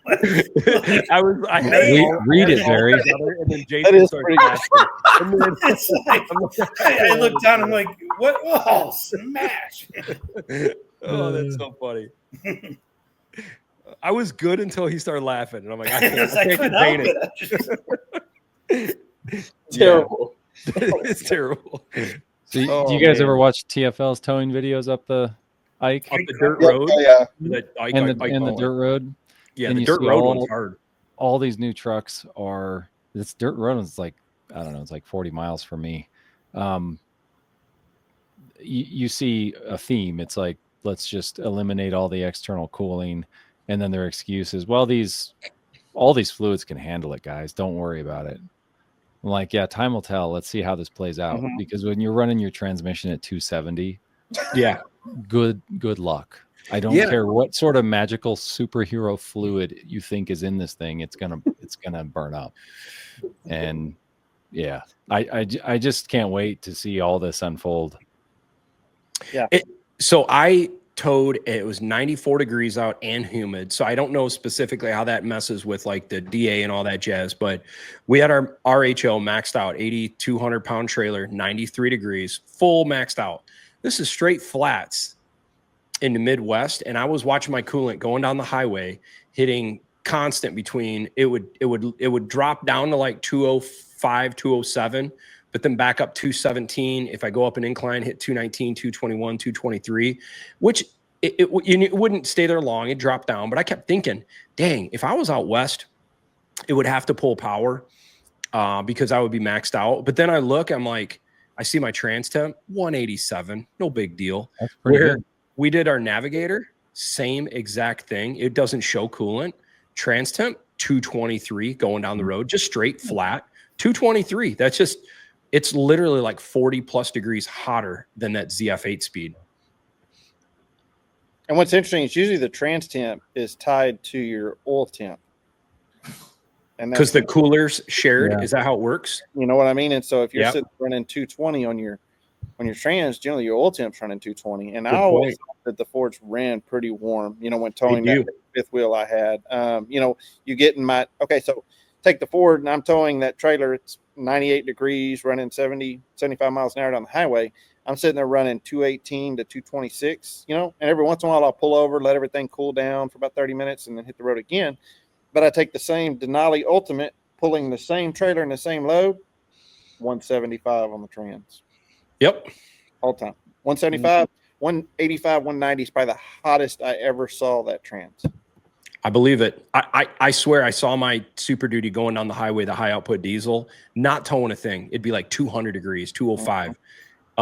Yeah. So a lot of stuff, negativity, this, that, and the other. What can we be excited about in 2025? What's a positive thing? I'll start with one. I think we're going to see some price reduction-ish, more maybe in 25. We've already seen it on 25 model year Rams, and it sounds like Rocky's seeing it with some HD stuff. I think the Hemi coming back, I think will offer more customers more options. That's a good thing. Curious your guys' thoughts. I think you're talking about 2026s. Actually, let me change this. It should be actually 2026 because it's technically 26 model year. Now we're getting into. Yeah, you're right. Barry, you're not excited for Wave Runner blue color in the Tundra? That's not. You know, I think with Toyota, what I'd like to see is, they've made some nice changes to their interior. I like that.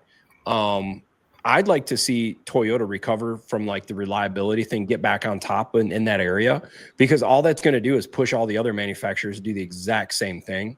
I also would like to see Toyotas like start allowing customers to order vehicles the way they want. That's such a turnoff for me. I can't handle it. Like my ego gets in the way with that. I can't stand it. So back to that question you had up about the 2026 Tundra, that's probably the only thing I would be excited about is if Toyota could get, which the rumors are, I can't really say what the rumors are, and I can't say information that I have from an insider, but there's a real high probability that the issues will finally be resolved. And if they are with the engine, because there was still like a couple, very small percentage of 2025s that still had the main bearing issue in the engine, which everybody's like, what's going on? This is 3 years in, but there's reason to believe the 2026s won't have that issue anymore, and pretty solid information behind it. It's just, if they can prove it and you don't see failures, they have a reliable 10-speed. Like you don't see Toyota transmissions going down. They've never had, their ASINs have always been solid. So like you said, if that pushes GM, Ram, Ford to get everything figured out, if they can get back to their reliable ways, that will probably push, because their sales are kicking butt for the Tundra. They're better sales than they've ever been multiple years in a row. So I think they can push the other manufacturers to get better. You guys ever heard about the V8 coming for the Tundra? Have you? The V8? Yeah. No. Someone did a video on it today, actually. I didn't watch it yet, but I saw it pop up in my newsfeed right before I got on here. I saw the V8 coming back to the Tundra. Yeah, I did a quick video on that because I think Toyota has a really good opportunity, because they still produce a 5-liter for the Lexus brand. So they could potentially bring that one back to the Tundra, in my opinion, and then have the 10-speed transmission, having the higher gearing out back. I think that engine could probably get better fuel economy compared to the twin turbo. The 5-liter engines, no matter what they've ever been in, the thing that bugs me about them, whether it's the Coyote, I'm going to get flamed for this, but I don't care. I've had boats and everything with the 5-liter. I absolutely hate it for a truck purpose towing. It has no torque. You have to rack the crap out of it. Yep. I want my torque like that. The 5.7 in the Toyota had that torque real low. Yep. Like, 1,800, 2,000 RPM. I don't know why people are so into 5-liter V8s for trucks, but that's just me. I would never buy one. My dad had that 5.7 in a Toyota, and the weight to horsepower ratio in that truck, it was a rocket. It was a fast. And he had that truck almost 80,000 miles, y'all, with not one problem. Not one problem. I mean, that's, I'm not a Toyota guy, but I drove that truck and I felt like I was in a race car. I mean, we burned the tires off of that truck every time we were driving it. I mean, we just, it was just fun to drive. I'd love to pick JB's on this question, because you just did a 4th gen 5.0 towing. And Jason and I have towed a ton with 5.0s. And I love Jason. He's a good buddy of mine, but his first 5-liter was the worst experience of a 5-liter ever. Just hearing that motor rip at 4,500 RPMs for like 4 hours straight towing a trailer. I'm like, dude, I would never own one of these things. It had no low. It'd be awesome truck if you love to spend your time at a quarter-mile track, or if you just love ripping high RPMs. But if you use a truck as a truck, it was the worst V8 for low end torque. But I know they've made changes. And I'm curious what you saw in that 5-liter versus the 6.2 with that low end torque. Yeah, so the truck that I tested with had a 331 rear, which is rough. It was a little rough. So I found that it was gear hunting a little bit too on the test.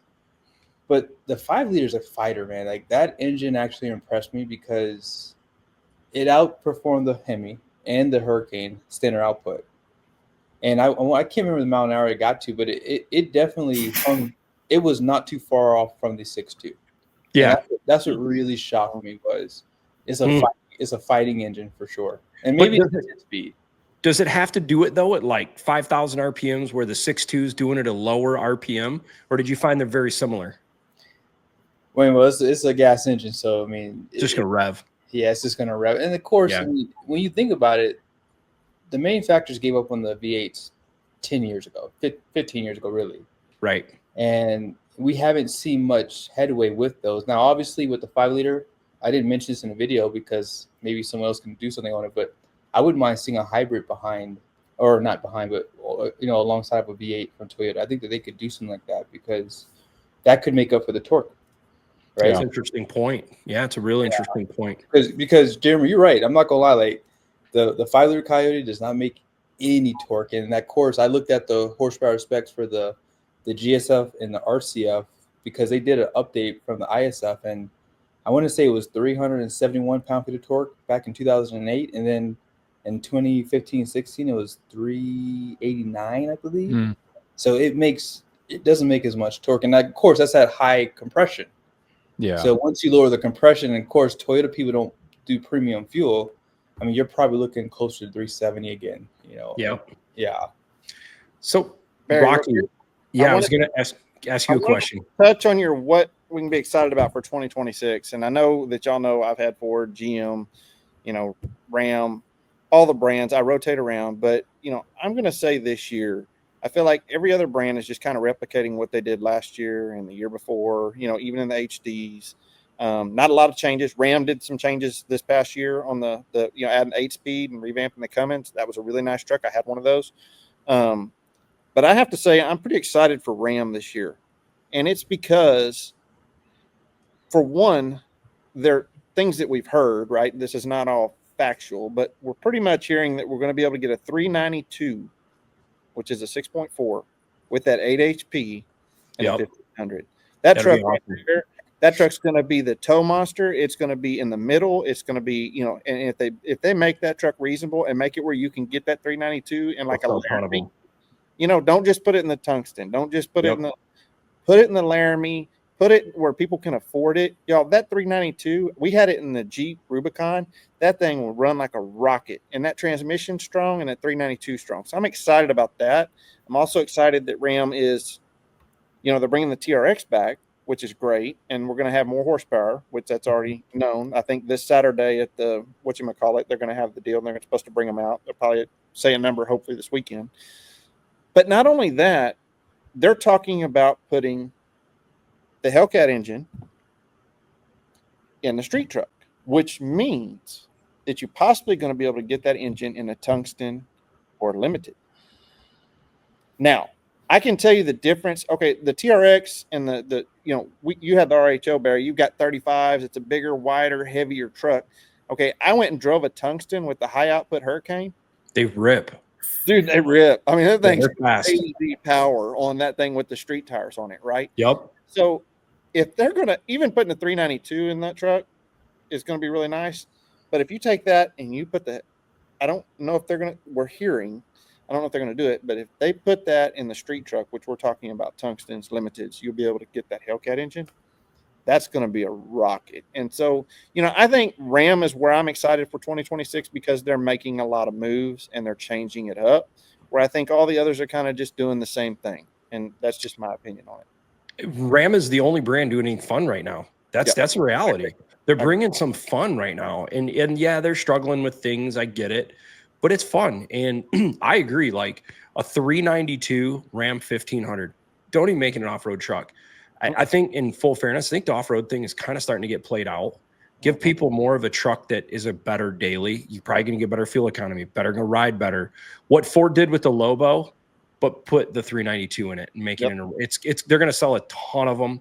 It's going to be affordable. It won't be as fast as a high output Hurricane, but who cares? It's going to sound awesome and it'll be reliable, easy to work on, port fuel injection. Yeah. One thing I was going to ask Rocky is, so you have just recently drove some Raptor Rs and TRXs like myself. And we're talking about that low end power, that feel, because that's a big deal. The one thing that I noticed about my Raptor R when I had is it never gave me that visceral raw feel that you get from the TRX. Is it faster on paper? Yup. Is it faster on the street? Yes. Is it faster in the dirt? Debatable. But if you're looking for a feeling and sound and rawness, the TRX it's so much more visceral and fun than the Raptor R. It's just straight up. It sounds better. To answer your question, and one, it's from your 40 roll, right? It's from from a dead dig, that push rod supercharged V8, it just hits so hard. When you're doing 40 and you hammer down on it, I haven't driven anything that I feel better, more power behind, and the supercharger whine in that engine. And those engines are proven, the R's, I think they've done really well too. I think they're a really nice truck.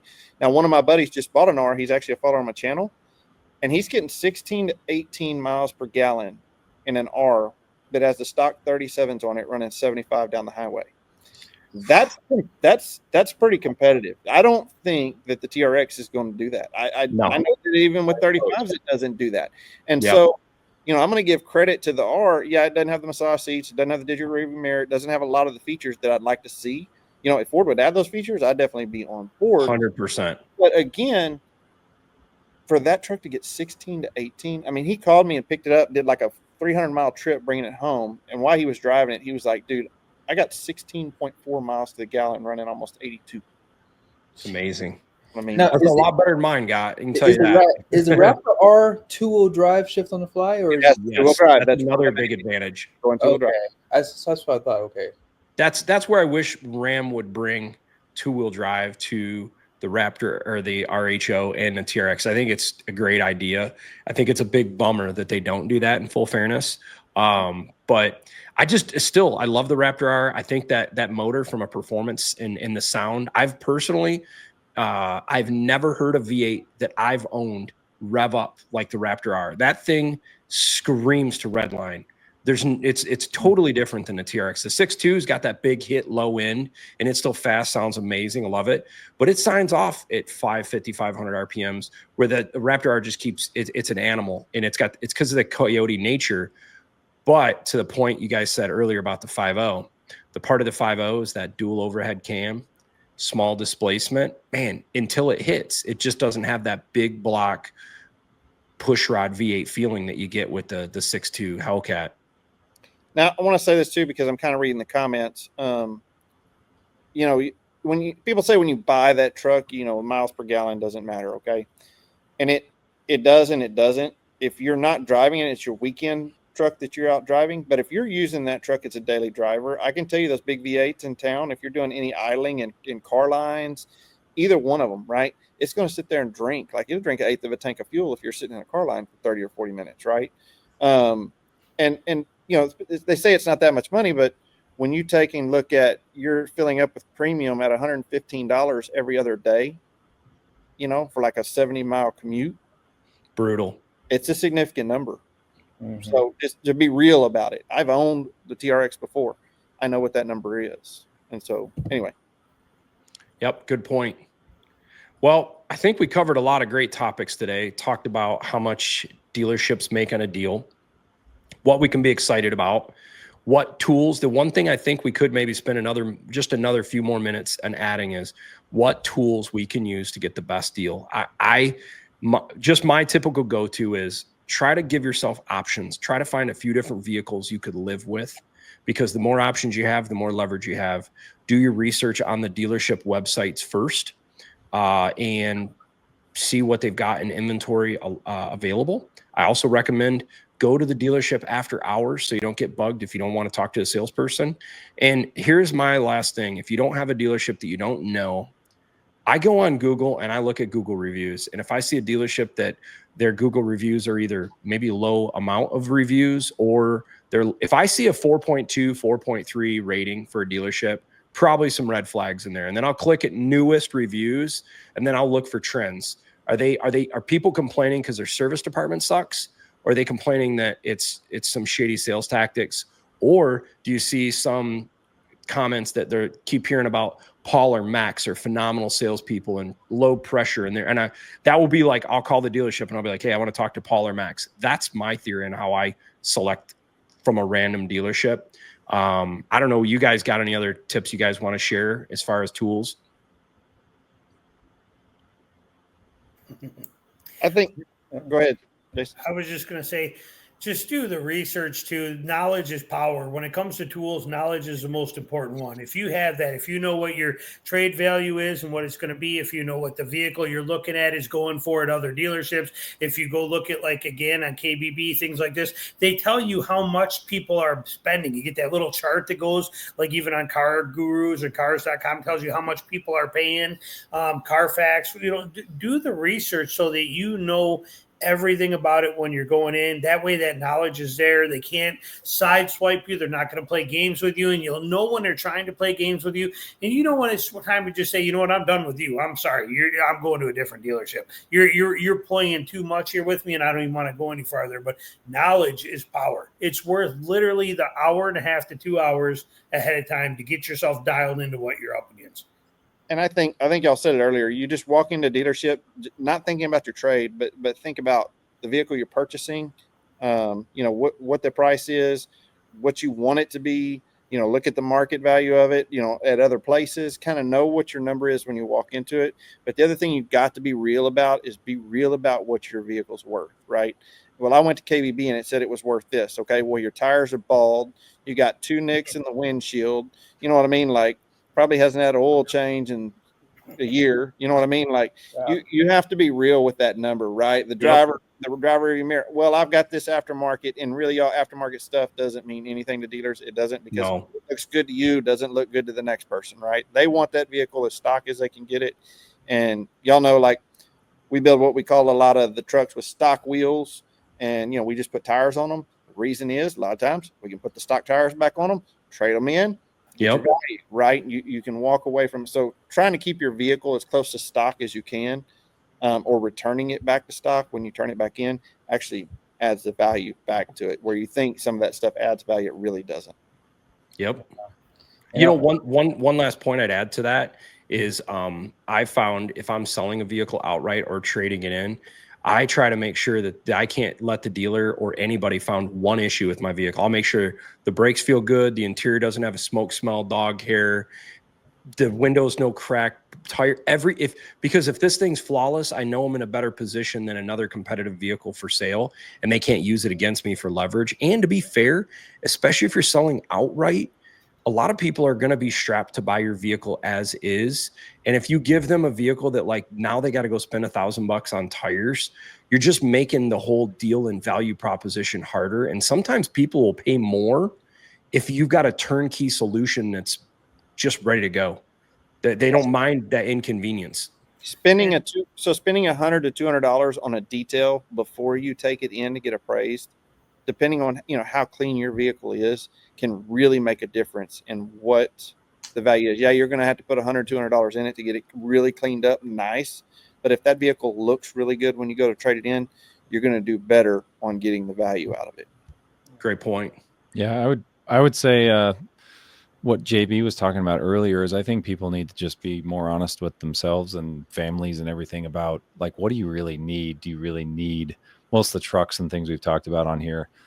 like maybe the top 1% can truly afford any of this stuff and still be set up for retirement. And if you go buying 50, 80, $100,000 trucks and you're not really set up for retirement, or your outlook doesn't look good over the next 15, 20 years, you probably shouldn't be buying it. And it's just like, maybe a minivan is better. It's like, it's ugly, but at the end of the day, I can't even count how many new cars I've bought where 3 months down the road, the feeling you have at the dealership when you first get it versus 3 months down the road when it's like dirty with mag chloride on it and someone dents it in the parking lot, you're like, this payment kind of just pisses me off at this point.